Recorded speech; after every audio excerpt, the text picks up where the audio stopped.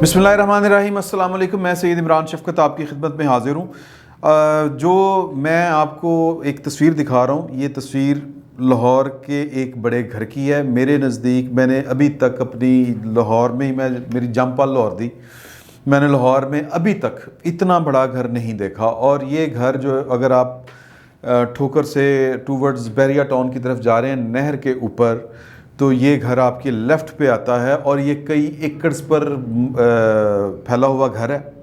और ये घर तकरीबन मैंने अपनी आंखों से कोई 5-6 साल तक तो इसको बनते हुए देखा हुआ है, बल्कि हो सकता है इससे भी ज़्यादा अरसा इसने लिया हो। क्योंकि होता ये था कि जो मेरे नॉलेज में है बातें, जो वहाँ पे ठेकेदार काम करते थे कि कोई साहब आए हैं, वो फर्श बिछ किया हुआ है, टाइलें, तो वो उनको टाइलें पसंद नहीं आई, तो वो नहीं ये टाइलें पुटो। यानी कि पैसे की बेइंतहा फरावानी, और इतनी फरावानी कि बेदरेग पैसा इस्तेमाल हो रहा है कि अच्छा ये टाइलें ठीक नहीं, उखाड़ दें, ये पेंट ठीक नहीं, दोबारा करें। यानी जिसको हम पंजाबी में कहते हैं ना, बड़ी रीझ दे नाल घर बनाना। अच्छा, रीझ के साथ और होता है, एक होता है नखरे के साथ, रीझ होता है बड़ी मोहब्बत के साथ अपने जितने वसाइल हैं उनके साथ, बेपनाह वसाइल और बेपनाह पैसा। और इतना पैसा हक लाल की कमाई वाला बंदा 100 दफ़ा सोचता है यार कि ये पैसा लग गया, अब ये ज़ाया जाएगा, लेकिन बेदरेग उन्होंने पैसा ज़ाया किया। और ये घर जो है बुनियादी तौर पर ये बहुत से घरों को तबाह करके ये वाला घर बना है। और ये एक इबरत की मिसाल है, ये वाला घर और ये वाला जनाजा जो आप अपनी स्क्रीन पर देख रहे हैं। ये डॉक्टर अमजद साहब हैं। ये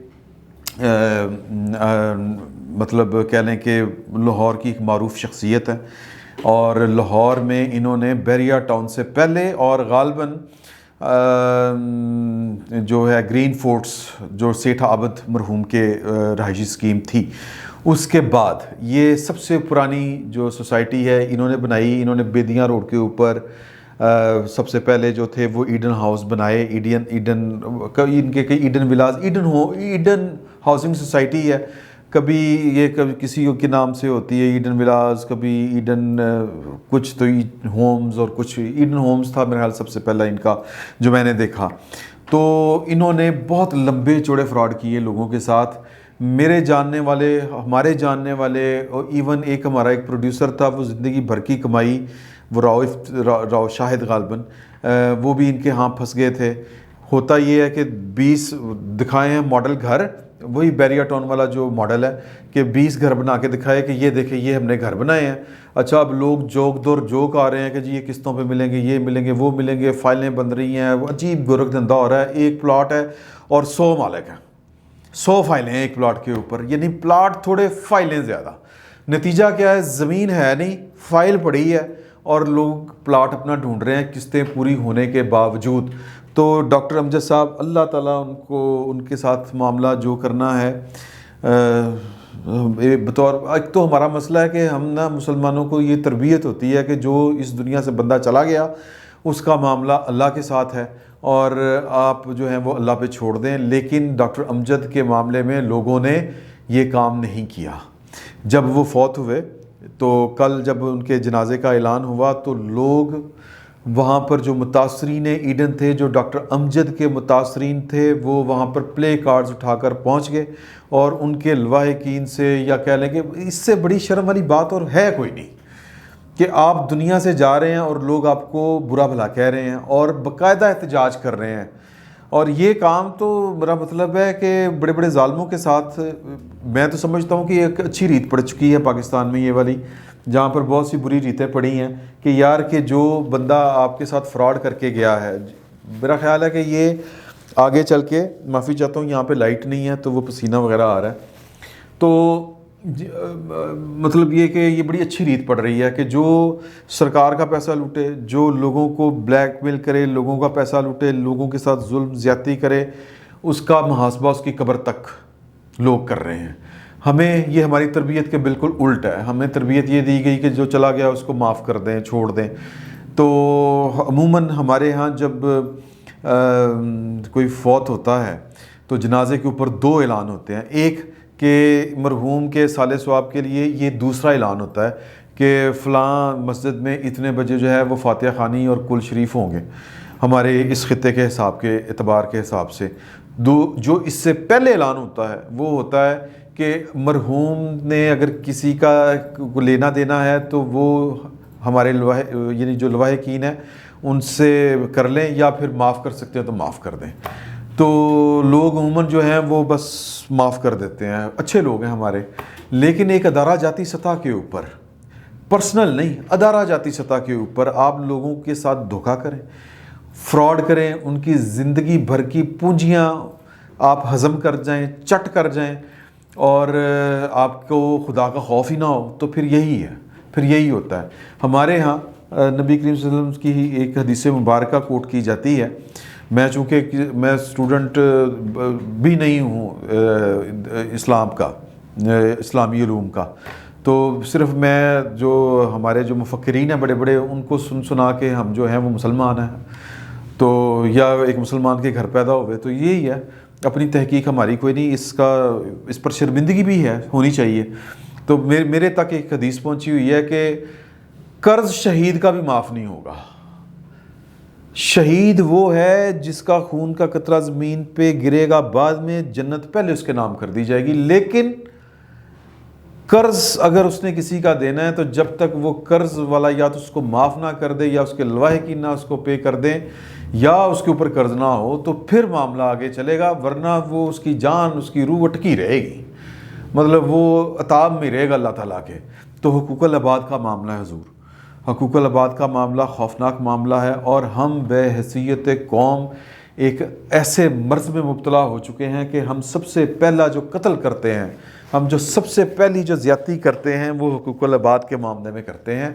اور عمرے، مطلب یہ امجد صاحب نے پتہ نہیں کنے عمرے کیتے ہون گے، عمرے کر لو، حج کر لو، اچھا 20 بندیاں نو بھیج دیو جی، یہ کر دیں وہ کر دیں۔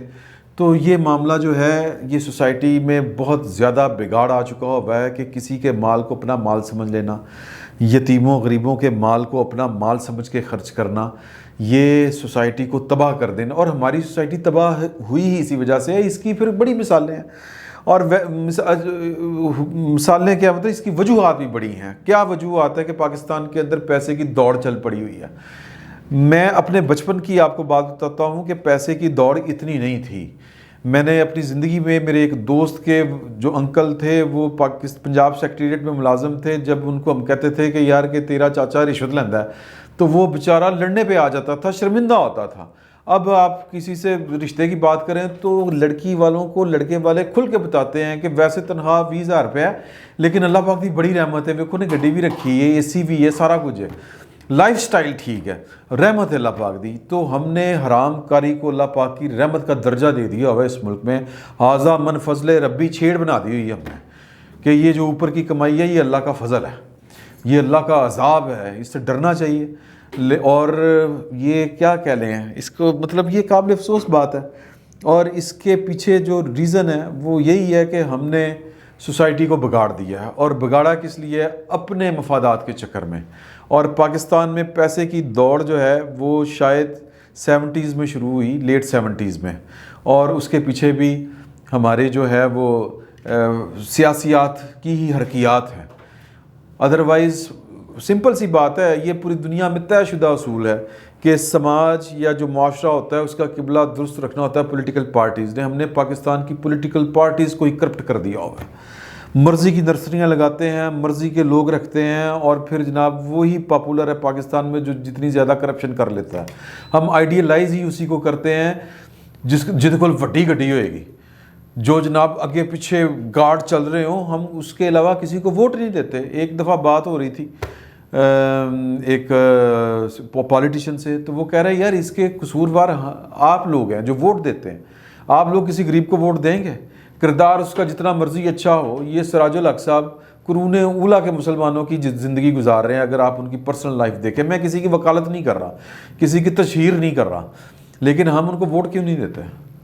اس لیے نہیں دیتے کہ انہوں نے کوئی وہ کشکے نہیں ہیں، وہ ششکے نہیں ہیں، وہ شویں نہیں ہیں، مطلب اگے پیچھے گڑیاں چوئسا بارے کلہ والے کپڑے پائے، تو ہم جو ہیں وہ یہ بھول چکے ہیں کہ ہمارا یہ رشتہ دار جو ہے یہ اس کا لائف سٹائل جو ہے وہ اس کی آمدن کے ساتھ میل کھاتا ہے کہ نہیں کھاتا.